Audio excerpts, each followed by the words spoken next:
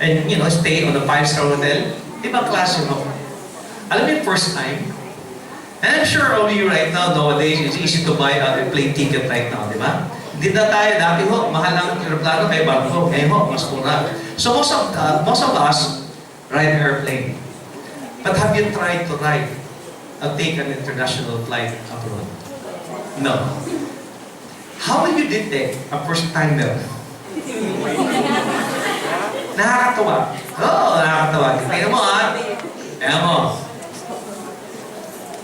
Siyempre, if you travel abroad, it's a huge airplane. As in, huge. Sanay tayo sa tatlo-tatlo lang. But this one is, like for example, when we went to Dubai, is we take the Emirates Airlines, it's a double-decker. The Airbus 360. It's a double-decker. Kung sanay tayo sa Cebu Pacific na tatlo-tatlo, ito po, 4, 8, 4. As in, kung ang Cebu Pacific, ito lang mo, yun po, hanggang dito, di po malaki. At may second floor. At ang namin pinipindot-pindot. Hindi. Namin yan. Siyempre, first time kami, kasama ko sila predict mo dahil sila. Ako, sanay na ako. Kung anong pinipindot, siyempre may pinindot siya, lumapit ang stewardess do you want something? I said, no. At ang pindot na, tinawag yung stewardess. Sabi ko, ako tuloy tawa-tawa lang ako. Sabi ko, ganun ako noon. Ngayon, tawanan ko naman kayo. Sabi siya, paano to? Pindutin mo lang kahit ano dyan. Pindutin mo. Kuna na, baka piloto, nalapit na. You know? Grabe. Pag CR doon sa aeroplano, baka mali mapindot, lumusot ka. Siyempre, ito na. Pag-check it, alam mo, maganda. Pagpunta kasi ibang bansa. Siyempre, ang harap kayo mag-utos ng ibang lahi. Yung utusan mo. Let's say, if you go to America. By the way, may Bisaya mo pumunta ka America, nag-check-in sa hotel. Siyempre pala may America, excuse me, can you bring my bag to the bush? In this bus. Can you bring my bag to the bus? Can you bring my bag to the bush? Ang bush ay nakasagbutan. The bush? We don't have bush here. Okay, bro. Bus. Okay, ba? Ay, bito na ang pugakan mo ba? Diba?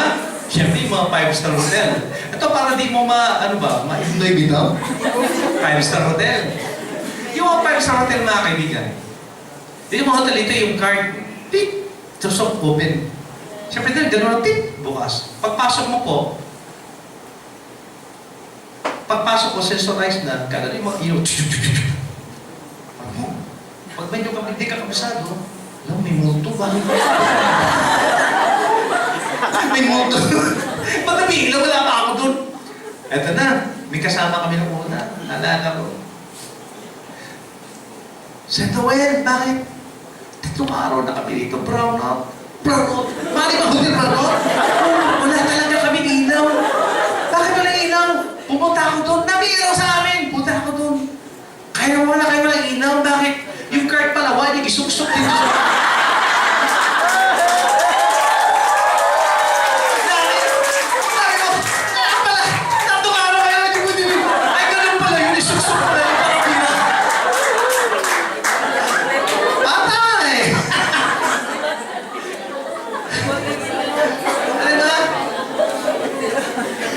Siyempre, yung mga shower doon, grabe. High-tech mga kaibigan. Di ba, pag nag-CR ka, ibaw, wala na yung plus-plus.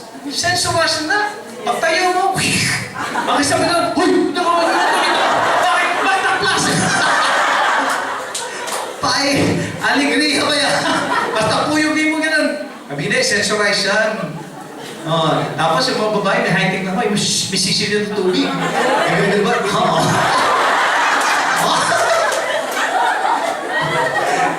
Ay, nakakatawa, I'm telling you. Diba? Ito na, yung shower kasi, saan shower? Ginagano, di ba? Hot or cold? Ginagano. Oh. Ito sa mga five-star sa ibang bansa, sensor. Di ba? Hot, cold. Yung mga Pinoy, hot, cold. Ang iba hindi talaga is, wag kayo doon sa maligo. Maligo na ako, may pinto doon eh. Sa Pinoy din na maliligo ako. Andiyan lang yan. Wala akong nakita nga eh. Walang tunod. Kasi sunrise pala. No? Hindi, nandiyan lang yan. O sige na ako ng bahala. Sabi ko, nakaligo ka na. Tapos na po. Ginamit ang shower? Hindi eh. Ano ginamit mo? Kumuha ko ng baso.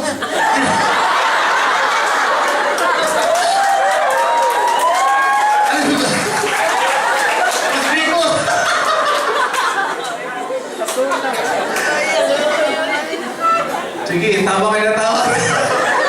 Mangyari, kakatsyawang ko kayo na. Ay, sabi ko sa inyo eh, ang sarap sa negosyo networking. Maniwala ka. First, you will experience those things. Normal man lang, basta bago, medyo. Pero pag makahuyugin mo downline, biyahe, ikaw na po yung mutawa nila.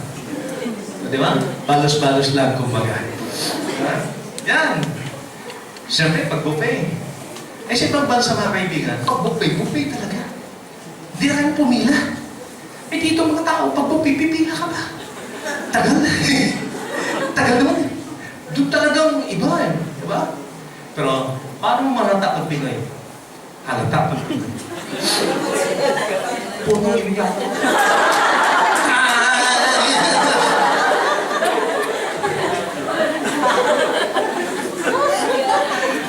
Puno yung plato, nakita namin ka rin. Yung nagkano kasi, maliit lang. Pero balik-balik sila. Nakita mo pinagdala. Sabi ko, excuse me, is that your final meal? Is that your last meal? Puno. Pinoy talaga. Ay, grabe, sabi ko. Hindi, nakakatawa. Pag mga kasama mo, mga distributor, nako. Dati naman, yan sila yung mga Millions Club. Pero nung pangalawa, pangatlo, pakisado na. Pero kahit pa kami kasama, mamantay maghihapon ko eh. First timer. Ano yung sunod first timer? Pagkapo niya. Gano'n dami ko, first timer.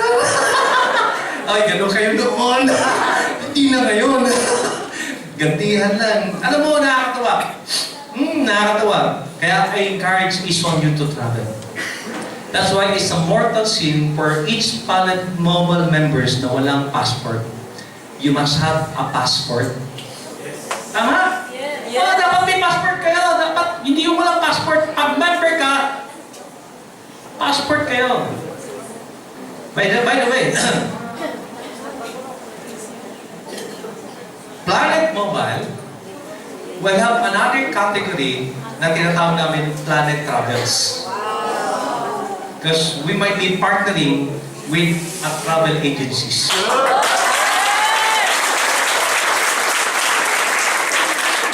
Right.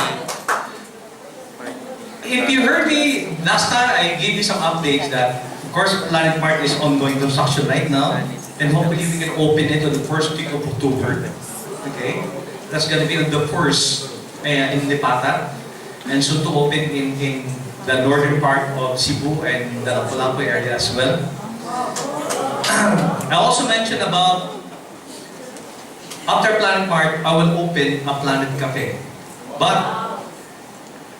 may mga nauna mga opportunities because when I was in Manila, me and my wife, we have the opportunity to sit down because nirefer din kami, it just happened na a friend of partner and a friend of mine also which handling the business.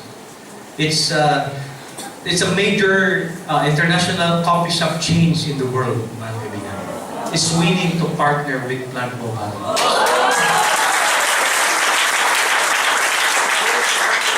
Hinintay na lang po namin yung mga maging arrangement namin, but soon to be.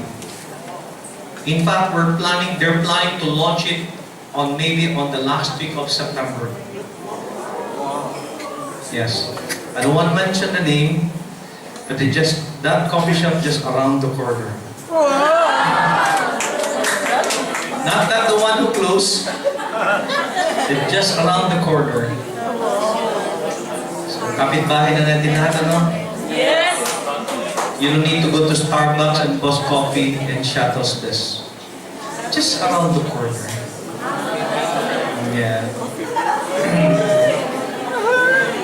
And every time you buy something there, there's a points value.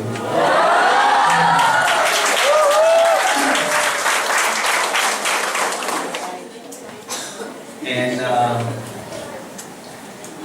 we're able to sit down also the owner of the, I could say the Filipino wine, but it's very popular in the Philippines. It's Novelino. It's Novelino. And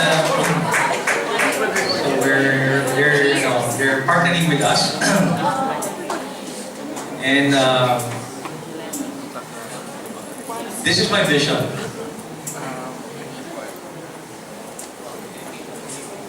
After Planet Mart,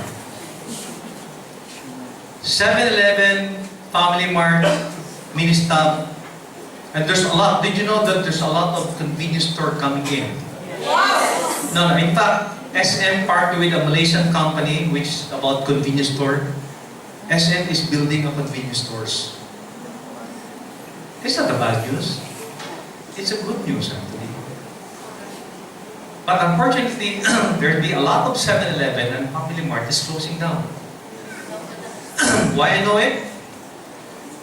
Because I had the opportunity to sit down with the owner, the one who franchised Family Mart, the whole country. The reason why they're closing, I know the reason, I want to tell it to you. And explain my concept of Planet Mart. And after I explained, you know what they told me? Where were you? I said, you know, that word I heard it so many times. Where am I? Because they have some problem with the certain stores. They spend billions and billions of pesos just to put up more than 100 stores all over Metro Manila and Cebu. But here comes the Savior. Expect that there's a convenience store is going to close. Whether any of those companies that I mentioned a while ago, expect, and I know it's going to happen soon, Yes. all of them will be changed into Planet Mart.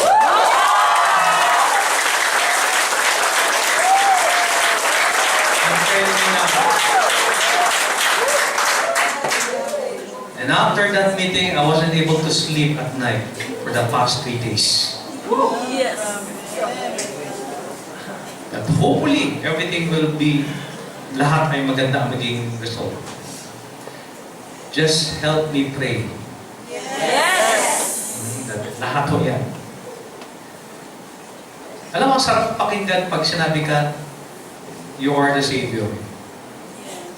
Imagine if you're close, like a Family Mart right there, they close it. Family Mart in IT Mart, they close it. And there's a lot closing right now. What are they gonna do with their equipments inside? It's liability, I mean. It's a lose yun. Are they gonna sell it? I don't know. But they have hundreds of branches nationwide. And they have some problem with logistics. Which we don't have problem with logistics. But I cannot lay down everything to them because I still need to open our first Planet Mart stores. Maybe for a couple of months, 2 to 3 months, I can get back to them and sit down. This is the projected sales. This is the profit. This is it. This is it. And believe me, that company is billionaire of mayari. If they can afford to open all those convenience stores over the country, more than 100 stores, and they even own the franchise of a certain coffee shop chains. That's why the Family Mart had become Coffee Beans. There's only one owner in the whole Philippines. Okay? Salamat. So in short, it's easy for us to change. Take out the name and change it with Planet Mart.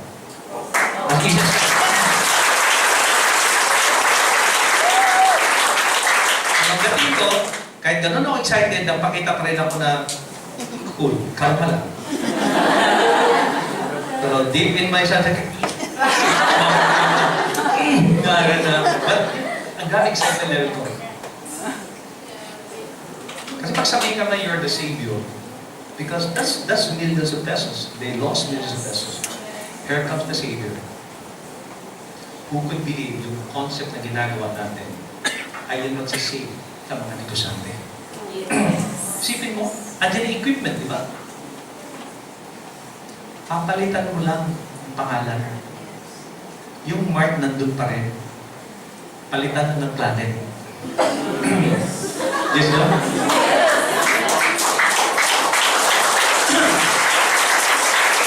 And I was able to talk to some of the 7-Eleven franchisee here in Cebu. We have the same agreement.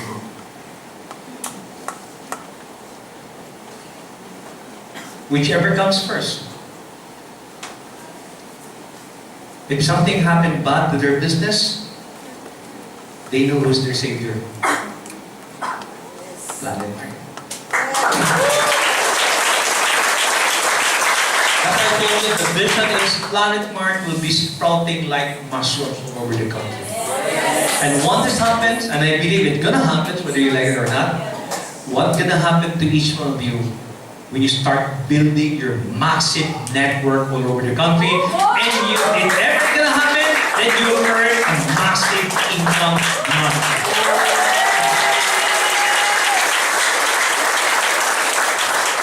It's up to you whether to believe me or not. Remember, I've done this 5 years ago. I knew it.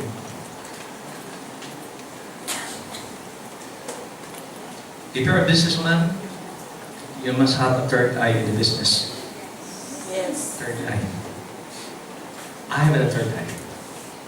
I know who sees